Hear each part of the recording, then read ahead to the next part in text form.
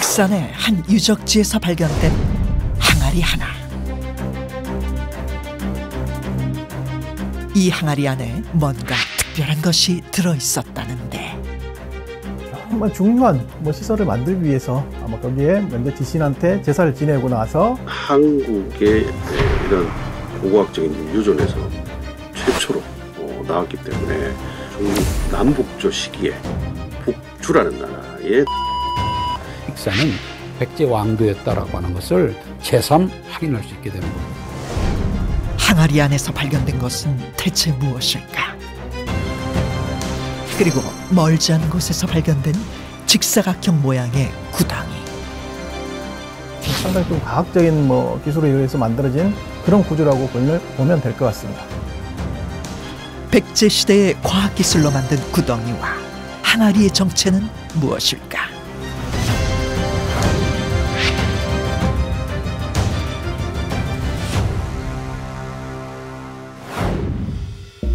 이곳은 전라북도 익산시 금마면의 유적 발굴 현장. 여러 건물지의 기둥을 조사하던 중 6세기 무렵의 것으로 추정되는 항아리가 나왔다. 주변에 다 이렇게 기둥구멍들이 있어서 아마 이것도 이제 기둥구멍의 일종이라고 생각을 하고 저희들이 조사를 진행을 했습니다. 뚜껑이 먼저 이제 보였고, 뚜껑 아래에서 그 항아리가 그대로 노출된 모습들이 그대로 나타났다고 보면 될 것 같습니다.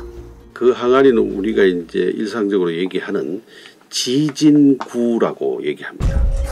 지진구. 국내는 물론 동북아시아 유적에서 출토되고 있는 지진구.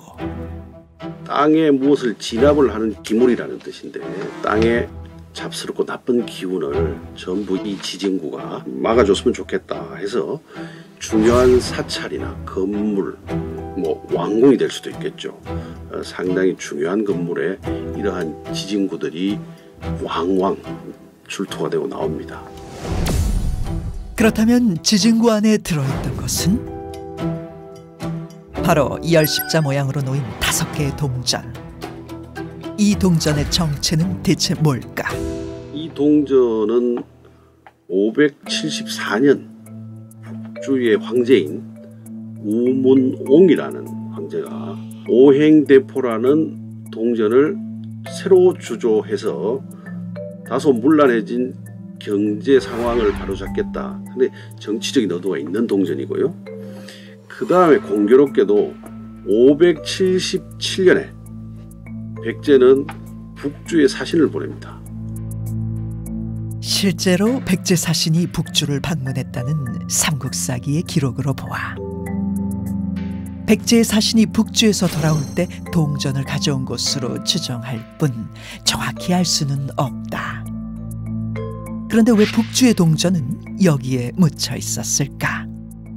왕궁이라든지 중요한 당시 백제의 시설들과 장소들이 있는 지역에서 이러한 동전이 나왔다는 겁니다. 정치 외교적으로 상당히 의미가 있는 물건이고, 그리고 백제의 향후의 정치적인 그리고 국가적인 여러 가지 희망을 이 동전에 기탁해서 아마 같이 묻었을 수도 있지 않겠느냐. 공주의 무령왕릉에서도 중국 남조의 동전인 오수정이 무더기로 출토됐었는데, 혹시 오수정처럼 오행대포를 항아리에 담아 중요한 터에 묻음으로써 백제의 무흥과 왕실의 안녕을 기원한 것은 아닐까? 그래서 우리가 일반적으로 익산하면 백제 무왕대를 중심으로 생각하는 것들이 지금까지 일반적이었거든요. 근데 그 이전에도 익산이 백제사에 있어서 굉장히 중요한 위치를 점하고 있었다는 것을 확인할 수 있는 이런 계기가 되었습니다. 백제 왕도의 흔적으로 추정되는 또 다른 곳. 2023년 3월 이곳에서 직사각형 모양의 구덩이 2개가 발견됐다. 거기에서는 저희들이 이제 토양을 분석을 통해서 그 바닥이나 이런 데서 흙에서 보니까 참외씨가 가장 많이 나오고, 거기는 또 다래씨라든지 이런 것들, 그런 것들이 이제 나왔기 때문에 아마 여기가 뭔가 좀 일반적인 그런 시설들은 아니고, 밑에서부터 지면까지 잘 다듬어진 돌로 촘촘하게 쌓아 올린 벽면, 습기가 차단되도록 단단하게 다진 바닥까지. 이 구덩이의 정체는 대체 뭘까? 이번에 나온 익산에서 나온 이 저온 저장고는 석축, 그 돌로 쌓았단 말이죠. 근데 더 중요한 건 그 상부에 통기구 3개를 각각 만들었어요. 그러니까 더운 공기가 위로 빠져나가고 안의 공기는 시원하도록 만든 자연과학의 원리를 그대로 원용한 것이죠. 그러니까 당시로서는 아마도 이게 최고의 기술이었겠죠. 1500년 전 당시 최고 과학기술로 만든 저온 저장고.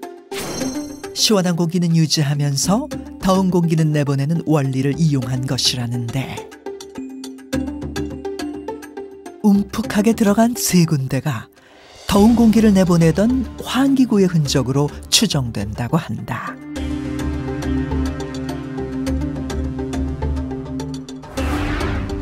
공주와 부여에서도 나무로 만든 저장시설이 발견되긴 하지만 환기구까지 갖춘 석축 저온 저장고는 이곳뿐. 누가 사용하던 저장고였을까?